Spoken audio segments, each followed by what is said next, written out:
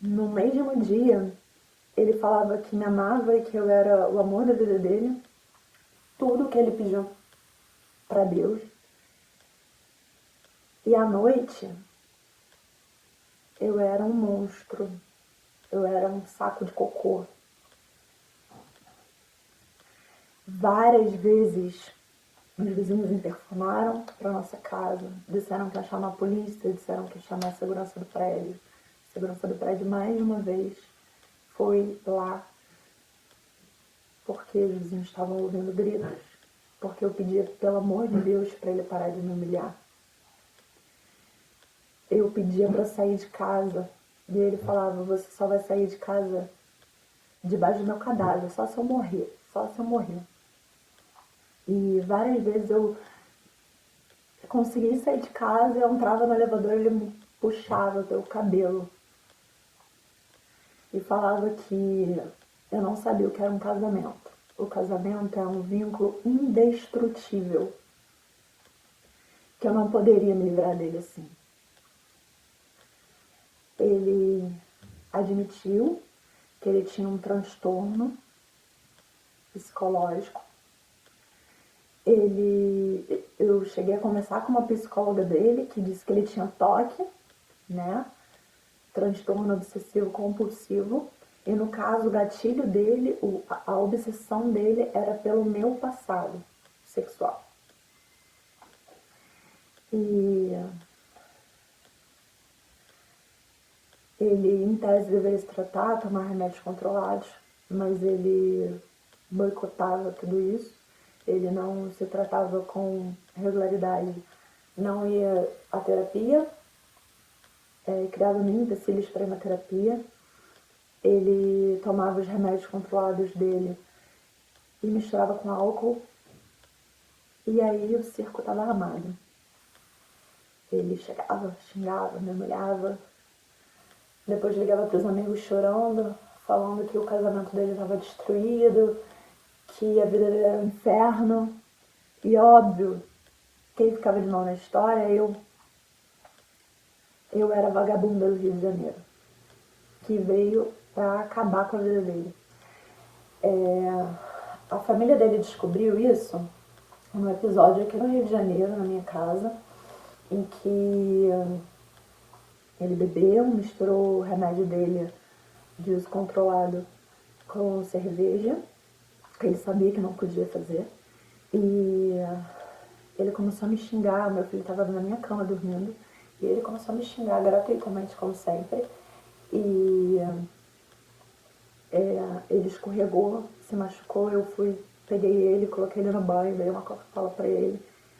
E aí ele voltou com tudo, me gritando, eu consegui trancar ele do lado de fora do quarto. E meu filho, assim, desesperado. Sem entender o que estava acontecendo. E aí eu tranquei ele do lado de fora. E aí ele deu a volta pela casa e começou a esmurrar o vidro, gritando: sua vagabunda, você acabou com a minha vida. E você vai me pagar. Só que ele tava batendo na janela da mãe dele.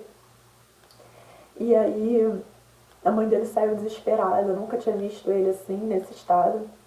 E aí eu fui e contei pra ela, falei: olha, eu tô vendo isso já tem quase um ano. Várias vezes eu saí de casa com meu filho, aluguei um Airbnb, passei dias ali tentando fugir disso. E eu nunca contei pra minha família, porque ele falava pra mim: se alguém souber, vai ficar todo mundo contra mim. Você tem que entender que eu tenho uma doença. E por muito tempo eu comprei isso mesmo. Eu me sentia culpada pelos transtornos dele. Eu achava que como mulher dele eu tinha o dever de estar do lado dele até ele se curar. Eu falei isso pra minha mãe. Eu falei isso para as minhas amigas. E quando a mãe dele soube disso, ela falou assim: olha, confesso que eu não sabia disso e tudo mais, mas você tem meu apoio. E aí, num evento, assim, 2 semanas depois, ele pegou meu celular e eu tinha procurado no Instagram. Eu estudei com uma menina que teve filho bem novinha, uma filha linda, ela foi morar no exterior. Eu fiquei curiosa de saber como era o relacionamento da filha dela com o pai. Porque eu vivo uma coisa parecida. O meu filho estava lá morando comigo em São Paulo, o pai dele morava aqui no Rio de Janeiro. E eu queria ver a curiosidade normal, coisa de rede social, fofoca. E aí eu procurei o nome dele, do pai da menina, que eu conhecia também, mas o Instagram dele era fechado, deixei pra lá, morreu o assunto. E aí, obviamente, ele pegou meu celular, viu, e ele nesse dia eu tive que ligar pra mãe dele pra pedir, pelo amor de Deus, pra que ou ela aparecesse lá, ou ela chamasse a polícia, ou os bombeiros, ou com quem quer que fosse, porque ele tava em cima de mim, me esganando. E ela apareceu lá, desesperada. Eu contei pra ela o que aconteceu, e ela falou: nossa, minha filha, eu entendo. Eu entendo o que você está passando. Mas se você sabe que o meu filho é assim, não custa nada você não procurar o nome de um homem, né? E aí eu pensei, nossa, no final das contas a culpa é sempre minha. Por que eu vou me abrir com uma pessoa assim? E aí, em vários momentos eu realmente assumi a culpa. Em vários momentos eu passei pano. Falei assim para minhas amigas, ah não, dessa vez, pelo menos ele só tá gritando comigo, ele não tá me xingando. Pelo menos ele só tá me xingando, ele não tá me batendo. Pelo menos ele só dá escândalo dentro de casa, na rua ele se comporta. Várias vezes. A gente é submetido a uma lavagem cerebral todos os dias, a ponto que você acha que merece. Você acha que você não vai conseguir sair disso. E você se sente culpada por isso. Ele criou mentiras a meu respeito para mim mesmo. Ele me falou que na véspera do nosso casamento, uma pessoa mandou um perfil fake, entrou em contato com ele e disse pra ele que eu teria ido com ele, perfil fake, para um motel em São Paulo. E deu o nome do motel. Ele também disse que uma pessoa teria agradecido ao meu chefe por ter me dado posse, porque eu era muito boa de cama. E eu falava, gente, impossível, por que alguém falaria isso? Eu nunca estive nesse lugar. Por que alguém falaria isso pro meu chefe pra me queimar no trabalho? E aí,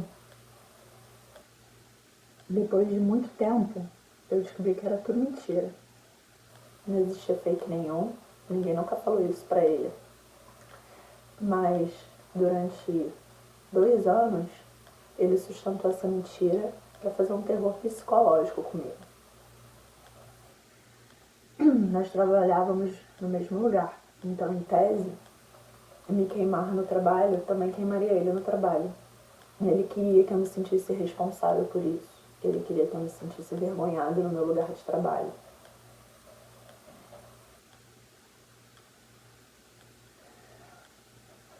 E, de fato, eu senti vergonha, porque eu acreditei nessa mentira. E aí, quando eu falava, por que alguém faz isso? Por que alguém fez isso comigo? Por que alguém inventou uma mentira dessa? A pessoa não ganha nada com isso. E ele falava, você é culpada por ter se envolvido com os homens que você já se envolveu antes. Quem se envolve com homem assim merece isso. Ele foi tirando de mim tudo que ele sabia que eu gostava. Ele odiava crossfit porque o pai do meu filho é dono de um boxe de crossfit. Eu conheci o João num boxe de crossfit. Ele odiava o João. Ele matriculou a gente num crossfit. E no primeiro dia de aula, o professor veio falar com a gente. Era eu, ele e a irmã dele. E aí o professor veio falar com a gente, eu sempre de cabeça baixa, porque eu não podia olhar nos olhos dos outros. Eu não fazia amizade com ninguém, eu ficava me tremendo, morrendo de medo de que alguém falasse comigo. E aí o professor perguntou, vocês conhecem o CrossFit? Ele falou assim, a gente não, é a primeira vez, mas ela lá, ó, fala com ela sabe tudo de CrossFit. Ela tem um passado bem legal pra te falar sobre o CrossFit. O professor veio perguntar pra mim. Ele criava essas situações. Porque se o professor encostasse em mim para corrigir o movimento, ele falava que ele estava dando em cima de mim porque eu tinha cara de vagabunda, porque eu tinha jeito de vagabunda, porque eu falava como uma vagabunda. E aí, sair de casa era sempre um motivo para briga. Então eu não queria sair de casa. Falar com uma amiga minha, qualquer conselho que eu desse para uma amiga minha, ele criticava, falava, olha suas amigas, olha quem são suas amigas. Nenhuma prestava. Então eu não falava mais com as minhas amigas, eu não contava da minha vida, elas não contavam a vida delas para mim. Ele deixou de me mencionar nas redes sociais, ele passou a me esconder. Eu tava com ele e os amigos dele me ligavam e ele pediam pra calar a boca. Não fala não. As pessoas sequer sabiam que a gente estava junto.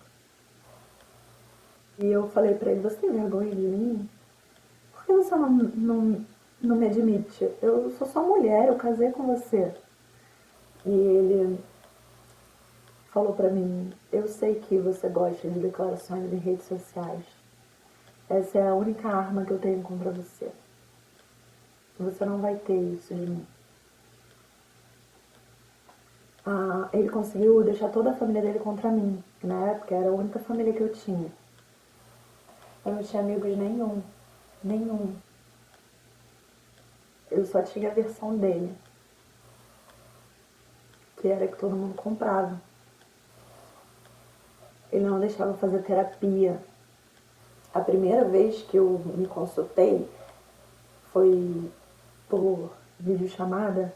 Eu tive que ir para um hotel para eu falar, para eu chorar para alguém. As minhas amigas diziam que não queriam mais encontrar comigo porque elas não me reconheciam. Elas achavam que eu não tinha mais brilho no olhar. Eu sou uma pessoa, sempre fui, uma pessoa que chega numa mesa de bar e tá sempre falando, animando, fazendo piada com todo mundo e fazia piada comigo mesmo. Eu sou leonina. A gente é sempre o centro das atenções, infelizmente. E eu sou muito brincalhona. Eu gosto de zoar todo mundo. E eu não podia levantar a cabeça. Então, as minhas amigas falavam, ele tira o seu brilho no olhar. Eu não gosto de ver isso. Eu não quero estar presente nisso. E aí eu ia cada vez ficando mais sozinha.